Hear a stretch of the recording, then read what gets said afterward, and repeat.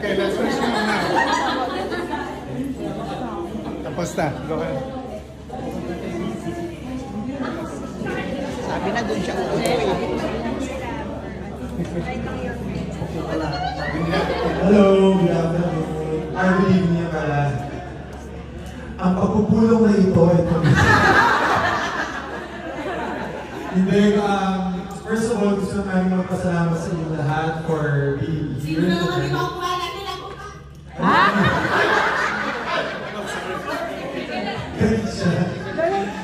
Yeah, gusto na po namin magpasalamat sa inyo lahat for supporting this concert. And, ayan. Mag-enjoy lang po tayo lalo tomorrow and marami po kami ng inihandang mga sorpresa. Lalo si Stella, lalo yung sorpresa.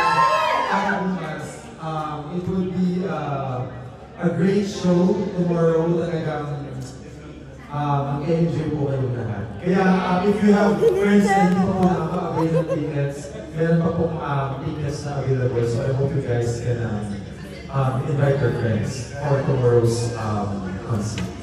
Thank you! Hi everyone, good evening po!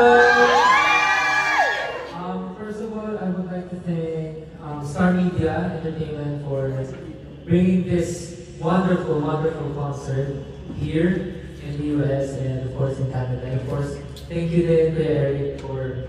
Napaka-formal mo na. Maraming salamat po kasi sinama mo ako and bagong opportunity for me, experience, because you know naman na I always do concerts, US and Canada with SB19. But now, this is a very different feeling for me kasi alone and with sobrang kilala, sobrang sikat, sobrang galing na singer.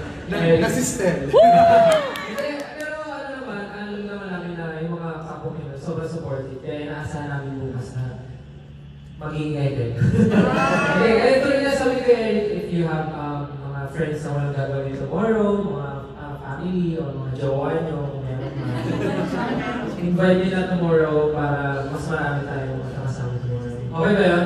Yes! Ayun, again, thank you so much. Sana nag-dinner na kayo. Thank you po, thank you. Okay, we will start the photo op already. So maybe we'll just do per line. Ganito na lang. So we'll finish